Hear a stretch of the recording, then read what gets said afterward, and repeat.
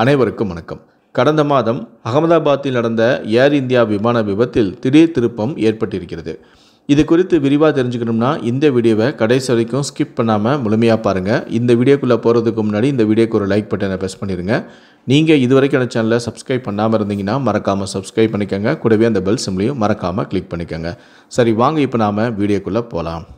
கடந்த மாதம் நடந்த ஏர் இந்தியா விமான விபத்து குறித்த விசாரணையில் விமானிகளின் நடவடிக்கைகளில் தற்போது கவனம் செலுத்தப்பட்டு வருவதாகவும், இதுவரை அமெரிக்க அதிகாரிகளின் ஆரம்ப மதிப்பீடுகளின்படி போயிங் 787 ட்ரீம் லைனர் விமானத்தில் எந்த பிரச்சனையும் இல்லை என்றும் தெரிய வந்துள்ளது. விமானத்தின் 2 இன்ஜின்களுக்கும் எரிபொருள் விநியோகத்தை கட்டுப்படுத்தும் சுவிட்சுகள் அணைக்கப்பட்டதே இந்த பிரச்சினைக்கு காரணம் என்றும் கூறப்படுகிறது. விமானம் புறப்பட்ட சிறிது நேரத்திலேயே தள்ளு விசையின் இழுப்புக்கு இதுவே காரணம் என்றும் ஆரம்பகட்ட கண்டுபிடிப்புகள் தெரிவிக்கின்றன. விமானத்தின் இன்ஜின்களை இயக்கவும் நிறுத்தவும் அல்லது சில அவசரகால சூழ்நிலைகளில் அவற்றை மீட்டமைக்கவும் இந்த சுவிட்சுகளை விமானிகள் பயன்படுத்துகின்றனர். எரிபொருள் விநியோகத்தை கட்டுப்படுத்தும் இந்த சுவிட்சுகள் அணைக்கப்பட்டதே பிரச்சினைக்கு காரணம் என்றும் கூறப்படுகிறது. இன்னொரு பக்கம், அகமதாபாத்தில் ஏர் இந்தியா விமானம் விபத்துக்குள்ளானதற்கான காரணங்கள் இன்னும் முழுமையாக கண்டறியப்படாத நிலையில் விமானிகள் நடத்திய சிமுலேட்டர் சோதனையில் தொழில்நுட்ப கோளாறு காரணமாக இருக்கலாம் என்றும் தெரிய வந்துள்ளது. ஏர் இந்தியா 171 விமானம் ஜூலை 2ஆம் தேதி 2025 அன்று அகமதாபாத்தில் புறப்பட்ட சில நொடிகளிலேயே மருத்துவக் கல்லூரி வளாகத்தில் விழுந்து நொறுங்கியது. இந்த விபத்தில் விமானத்தில் இருந்த 242 பயணிகளில் ஒருவர் மட்டுமே உயிர் பிழைத்தார். தரையில் இருந்த 34 பேருமே உயிரிழந்தனர்.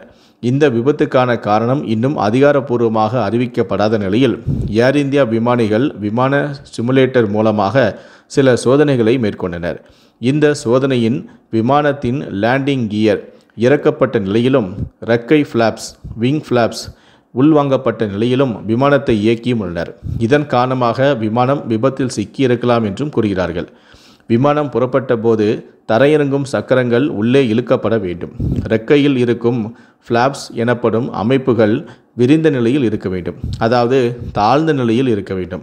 விமானம் மேலே எழும்பிய சில நொடிகளிலேயே கியரப் என்று விமானி கூறுவார். அதன்படி துணை விமானி ஒரு லீவரை இழுத்து தரையிறங்கும் சக்கரங்களை உள்ளே இழுக்க வேண்டும், அதாவது லேண்டிங் கியரை உள்ளே இழுக்க வேண்டும். இதில் ஏதாவது தவறு ஏற்பட்டு இருக்கலாம், இதனால் விபத்து ஏற்பட்டும் இருக்கலாம் என்றும் இந்த சிமுலேஷனில் கண்டுபிடித்தும் உள்ளனர். ஆனால் இந்த 2 காரணங்களுக்காக மட்டும் விமானம் விபத்துக்குள்ளாக வாய்ப்பில்லை என்றும் கண்டறியப்பட்டுள்ளது. விபத்துக்குள்ளான போயிங் 787 ட்ரீம் லைனின் பாகங்களை ஆய்வு செய்தபோது ரெக்கை மூடிகள் உள்வாங்கப்படாமல் வெளிப்புறமாகவே நீட்டிக்கப்பட்ட நிலையில் இருந்தது. பொதுவாக விமானம் குறைந்த வேகத்தில் டேக் ஆஃப் லேண்டிங் ஆகும் சமயங்களில் கூடுதலான உயரத்தை லிஃப்ட் கொடுக்க இந்த ரெக்கை மூடிகள் பயன்படுத்தப்படும். இது குறித்து ஏர் இந்தியா செய்தி தொடர்பாளர் கூறுகையில், இது வெறும் ஊக்கத்தின் அடிப்படையில் கூறப்படும் கருத்துதான். இந்த நேரத்தில் எங்களால் எந்த கருத்தும் தெளிவிக்க முடியாது என்றும் அவர் தெரிவித்திருந்தார்.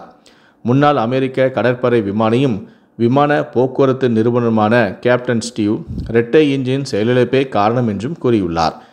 டேக் ஆஃப் ஆன சிறிது நேரத்திலேயே ராம் ஏர் டர்பைன் செயல்பட்டது இரட்டை இன்ஜின் செயலிழப்பை காட்டுகிறது என்றும் அவர் தெரிவித்திருக்கிறார்.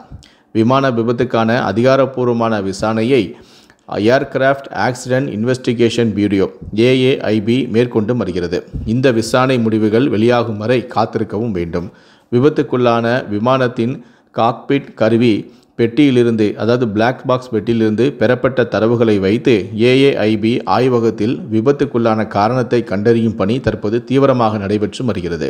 இந்த தரவுகள் விபத்து எப்படி நடந்தது, 2 இன்ஜின்களுக்கு ஒரே நேரத்தில் ஏன் செயலிழந்தது போன்ற விவரங்களை துல்லியமாக வெளிப்படுத்தும் என்றும் எதிர்பார்க்கப்படுகிறது. விமான விபத்து குறித்து ஏர் இந்தியா விமானிகள் கூறுகையில், விமானத்தின் லேண்டிங் கியர் சக்கரம் பாதி அளவு முன்னோக்கி சாய்ந்த நிலையில் இருந்தது. இதனால் தரையிறங்கும் போது சக்கரம் முழுமையாக செயல்படவில்லை என்பதை அறிய முடிகிறது. மேலும் லேண்டிங் கியர் கதவுகள் திறக்கப்படவில்லை. இதன் காரணமாக விமானம் தனது சக்தியை இழந்து ஹைட்ராலிக் செயலிழப்பு ஏற்பட்டு இருக்கலாம் எனவும், இது இன்ஜினில் ஏற்பட்ட பிரச்சனையும் காட்டுகிறது எனவும் கூறியுள்ளனர். இந்த விபத்துக்கான காரணம் அதிகாரப்பூர்வமாக இன்னும் கண்டறியப்படவும் இல்லை. ஏர் இந்தியா விமானிகள் நடத்திய சிமுலேட்டர் சோதனை மற்றும் AAIB ஆய்வகத்தின் முடிவுகள் விபத்துக்கான காரணத்தை வெளிக்கொண்டு வரும் எனவும் தற்போது எதிர்பார்க்கப்படுகிறது.